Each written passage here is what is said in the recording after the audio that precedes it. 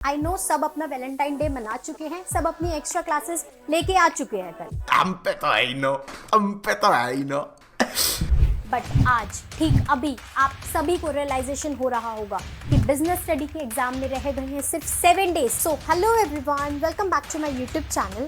कैसे हम प्रिपरेशन करें, टेंशन हो रही है, तो इस टेंशन को रिलीज करने के लिए मैं ये वीडियो बना रही हूँ। ये वीडियो आपके लिए एक रामबाण होने वाली है, एक ऐसी स्ट्रैटेजी जो आपको 7 डेज में 80 on 80 जरूर स्कोर करवाएगी, ये मेरी गारंटी है। अगर कुछ नहीं भी पढ़ा ना तो आंख बंद करके ये 7 डेज ये फॉलो कर लेना और फिर मुझे बताना कि क्या आपका रिजल्ट आया है, किस लेवल की प्रिपरेशन आपकी हो गई। तो वीडियो को स्टार्ट करते हैं। फ्रेंड्स को जरूर शेयर कर देना। तो यार मैंने आप सबके लिए बनाया है एक 7 डेज का ऐसा प्लान जो आपको हेल्प करेगा 80 on 80 स्कोर करने में। नहीं मायने रखता कि आपने पूरे साल पढ़ाई करी है या फिर नहीं करी, नहीं मायने रखता कि आपके प्री बोर्ड में क्या रिजल्ट आया, बट मायने रखता है कि आप इन 7 दिन में किस लेवल की पढ़ाई करो। उनको प्रूफ करके दिखाना है, जिन्होंने आपको बोला है कि भाई तू तो पास भी नहीं होगा, तो उनको प्रूफ करना है इन 7 दिन में।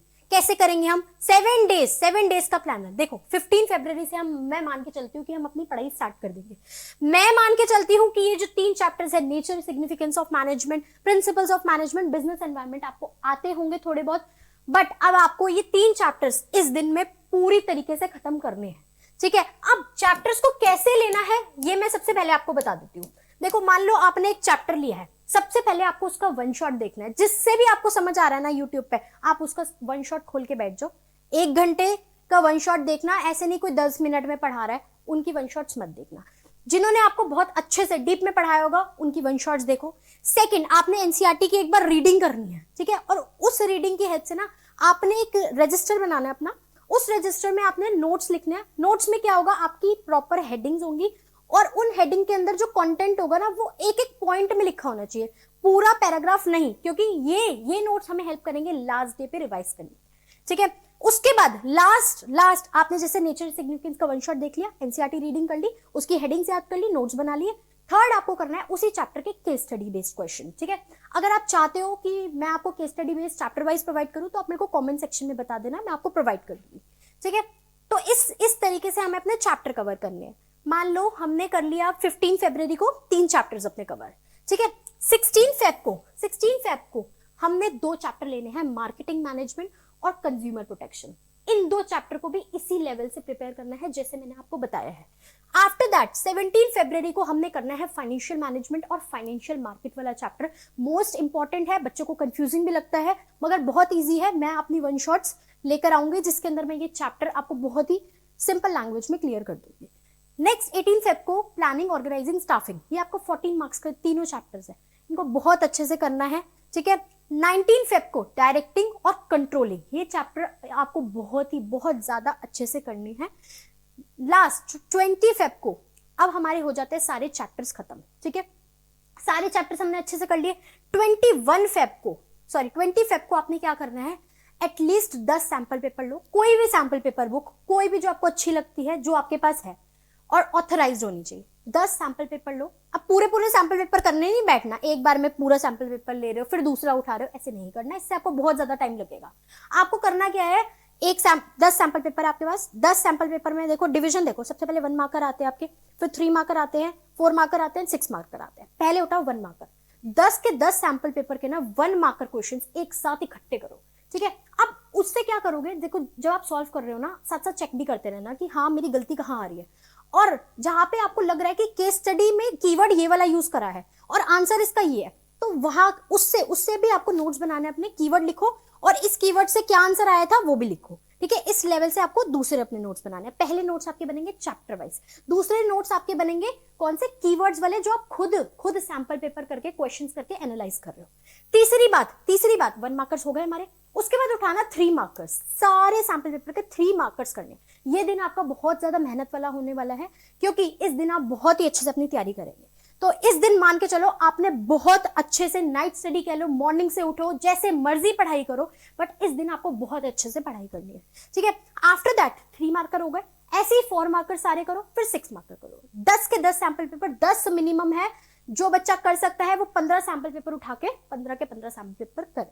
ठीक है। इससे क्या होगा, आपके सारे इंपॉर्टेंट क्वेश्चंस अपने आप कवर हो जाएंगे और आपको पता लग जाएगा कि हाँ जो मैंने पढ़ाई करी है वो मैं केस स्टडीज में अप्लाई कर पा रहा हूँ या फिर नहीं। लास्ट आपने क्या करना है, ये सारी चीजें आपने कर ली, ठीक है। 21 फरवरी को ना आपको एक फुल लेंथ का सैंपल पेपर लगाना है। सुबह उठ के सबसे पहले सैंपल पेपर करना। किसी भी आपकी ट्यूशन टीचर है, कोई भी आपकी ऑथराइज टीचर है जिसको एक्सपीरियंस है, उससे चेक करवाना, बहुत अच्छे से चेक करवाना, अपनी गलतियां देखना कि आप टाइम मैनेजमेंट से वो कर पा रहे हो या फिर नहीं कर पा रहे, ठीक है। उसके बाद आपने क्या करना है, सारे सिलेबस की रिवीजन। तो जो हमने 2 नोट्स के रजिस्टर बनाए ना, पहले चैप्टर वाइज और दूसरे कीवर्ड्स के, वो अच्छे से रिवाइज करना है। तो बनाते वक्त नहीं इस लेवल से बनाना कि मुझे लास्ट डे पे जब रिवीजन करने का टाइम आए ना तो मेरे को इजी हो जाए, इस तरीके से अपने नोट्स बनाना। उसके बाद सिलेबस पूरी तरीके से रिवाइज करना, सारे कीवर्ड्स को लर्न करना और बहुत ही अच्छे से फिर आपकी इस लेवल की तैयारी हो जाएगी, ठीक है।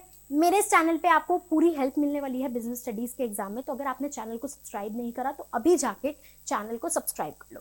देखो यार, मैं पूरे तरीके से आपको सजेस्ट करूंगी कि आप सारे टॉपिक्स अच्छे से एक बार रीड कर लेना, बट फिर भी कौन से ऐसे इंपॉर्टेंट टॉपिक्स हैं जो कि आपको करने ही चाहिए, इनको तो छोड़ के मत जाना, इनको तो बाय हार्ट करना, वो ये इंपॉर्टेंट टॉपिक्स है। देखो मैं बिल्कुल ये नहीं बोलूंगी कि ये टॉपिक कर जाना बस यही आएगा, क्योंकि यार सीबीएसई को हम प्रिडिक्ट कर सकते हैं एक लेवल पे, बट मैं अपने बच्चों के साथ रिस्क नहीं लेना चाहती। तो रीडिंग और कॉन्सेप्चुअल क्लैरिटी आपको हर चीज की होनी चाहिए। बट जो टॉपिक्स मुझे लग रहा है बहुत ही रिपीटेड टॉपिक्स है, सीबीएसई सैंपल पेपर्स में हमेशा पूछे जा रहे हैं, पास्ट ईयर से आ रहे हैं, वो टॉपिक्स मैंने यहाँ पे लिखे हैं, इनको बाय हार्ट करना और दूसरे भी टॉपिक्स को आपको अच्छे से कंसेप्चुअल क्लैरिटी होनी चाहिए। अब ये कुछ इंपॉर्टेंट टॉपिक्स हैं जो आपको बहुत ही फोकस के साथ करना है। मैं ये बिल्कुल भी नहीं कह रही कि सिर्फ ये टॉपिक करके चले जाओ, मैं बस इतना कह रही हूँ कि इनको ज्यादा अच्छे से फोकसली करना, ये इंपॉर्टेंट है, क्योंकि बहुत सालों से ये क्वेश्चंस रिपीट हो रहे हैं, इनमें से क्वेश्चंस आ रहे हैं। करना क्या, आपको सारे कॉन्सेप्ट्स क्लियर करने हैं, इनको बहुत ही फोकस के साथ करना है, बहुत ही बाय हार्ट, ठीक है। सबसे पहला है nature and significance of management में मैनेजमेंट के concept, management as a science, art and profession. फिर इंपॉर्टेंस ऑफ कोऑर्डिनेशन। आप क्या कर सकते हो, देखो सबसे पहले ना आप वन शॉट देख लो, जिससे आपको पूरे चैप्टर की कॉन्सेप्चुअल क्लैरिटी हो जाएगी। फिर जो इंपॉर्टेंट टॉपिक्स मैंने बताया पहले आप उनको प्रिपेयर कर लो अच्छे से, उनकी हेडिंग्स वगैरह, उनके कंटेंट को प्रिपेयर कर लो। उसके बाद जो इन टॉपिक्स के अलावा रह जाएंगे टॉपिक्स, उनको आप रिवाइज कर लो एक बार बहुत ही अच्छे से, उनको भी आपने करना है। Next, principles of management. Principles of management में टेलर और फ्योल के प्रिंसिपल्स, सारे ही प्रिंसिपल्स आपको बाय हार्ट अच्छे से याद होने चाहिए। Difference between Taylor and Fayol आप करना है आपने। Next, business environment. Business environment में बिजनेस एनवायरनमेंट के डायमेंशंस, आपको अंदर से ना कंसेप्चुअल क्लैरिटी होनी चाहिए कि टेक्नोलॉजिकल है तो टेक्नोलॉजिकल के अंदर क्या क्या केस स्टडी में पूछा जा सकता है, ठीक है। अगर आपको कोई डाउट है, ये तीनों चैप्टर के तो मैंने वन शॉट्स डाले हुए हैं, तो आप उन वन शॉट्स को देख के अपने कॉन्सेप्ट्स क्लियर कर सकते हो। डीमोनेटाइजेशन और इम्पैक्ट डीमोनेटाइजेशन के क्या है। फिर प्लानिंग चैप्टर के अंदर टाइप्स ऑफ प्लान्स और प्लानिंग के लिमिटेशंस। फिर आता है आपका ऑर्गेनाइजिंग। ऑर्गेनाइजिंग के अंदर डेलीगेशन और डिसेंट्रलाइजेशन, भूल के भी छोड़ के मत जाना, बहुत अच्छे से करना। इनके डिफरेंस क्या है, इनकी इंपॉर्टेंसेस क्या है। फॉर्मल और इनफॉर्मल ऑर्गेनाइजेशन अच्छे से कर लेना। उसके बाद स्टाफिंग चैप्टर है। स्टाफिंग में आपने ट्रेनिंग एंड डेवलपमेंट की इंपॉर्टेंस क्या है और सारी टाइप्स की ट्रेनिंग के बारे में आपको अच्छे से क्लियर होना चाहिए। Next, process of selection. उसके बाद आते हैं आपका डायरेक्टिंग। डायरेक्टिंग में सारे लीडरशिप के स्टाइल्स आपको अच्छे से आने चाहिए। कम्युनिकेशन बैरियर्स पता होने चाहिए। फाइनेंशियल नॉन फाइनेंशियल इंसेंटिव तो मतलब 2019 से आ रहा है ये। फिर कंट्रोलिंग में आपको define and importance of controlling, सारे स्टेप्स कंट्रोलिंग के, और क्रिटिकल पॉइंट कंट्रोल और मैनेजमेंट बाय एक्सेप्शन के बीच का डिफरेंस अच्छे से पता होना चाहिए। प्लानिंग और कंट्रोलिंग में क्या रिलेशन है वो पता होना चाहिए। फिर फाइनेंशियल मैनेजमेंट के जो इंपॉर्टेंट टॉपिक है वो है factors affecting capital structure, factors affecting dividend and financing decisions. फिर trading on equity and last is management of fixed capital and working capital and factors affecting them. फिर हमारा आता है फाइनेंशियल मार्केट वाला chapter. इसमें आपने मनी मार्केट और capital market के बीच का डिफरेंस अच्छे से करना है। सेबी के फंक्शंस तो आपको इस तरीके से याद होने चाहिए ना कि आपको कोई सोते हुए भी पूछ लेना तो आपको सेबी के फंक्शंस टिप्स पे याद होने चाहिए। उसके बाद difference between money market and capital market आप अच्छे से करेंगे। टाइप्स ऑफ फाइनेंशियल इंस्ट्रूमेंट्स करेंगे। फिर ट्रेडिंग प्रोसीजर्स करेंगे। नेक्स्ट है आपका मार्केटिंग, सेकंड लास्ट है ये चैप्टर। मार्केटिंग में कॉन्सेप्ट्स मार्केटिंग के, इंपॉर्टेंस मार्केटिंग के, मार्केटिंग मिक्स के क्या क्या एलिमेंट्स है, एडवर्टाइजिंग और पर्सनल सेलिंग में क्या डिफरेंस है। फिर आपने करना है ब्रांडिंग, पैकेजिंग, लेबलिंग। लास्ट आपने इस चैप्टर में से जो इंपॉर्टेंट करना है दैट इज फिजिकल डिस्ट्रीब्यूशन। फिर लास्ट चैप्टर आपका कंज्यूमर प्रोटेक्शन, बहुत ही छोटा चैप्टर है, वेटेज भी इसकी कम है, बट इसको कर लेना, ठीक है। डिफाइन कंज्यूमर प्रोटेक्शन के कॉन्सेप्ट को और इंपॉर्टेंस को आपने अच्छे से करना है, राइट्स एंड रिस्पॉन्सिबिलिटी कंज्यूमर की, फिर रेमेडीज और 3 tyre redressal machinery of consumer grievances. तो ये था आपका 7 डेज का प्लानर। जिस बच्चे ने इस प्लानर को बिल्कुल ब्लाइंडली फॉलो कर लिया वो बच्चा अपनी एक अलग ही लीग सेट करने वाला है। एंड आई बिलीव अगर आप सब बच्चे इस प्लानर को फॉलो करेंगे, इन 7 दिन मेहनत कर लोगे तो आप सब बहुत अच्छा स्कोर कर सकते हो। बस यार डीमोटिवेटेड मत हो। आई नो इस टाइम पे थोड़ा सा लूज होप कर देते हो, आप होप लूज कर देते हो, बट ऐसे नहीं करना। किसी की बात मत सुनो, किसी पे ध्यान मत दो, बस अपनी पढ़ाई पे ध्यान दो।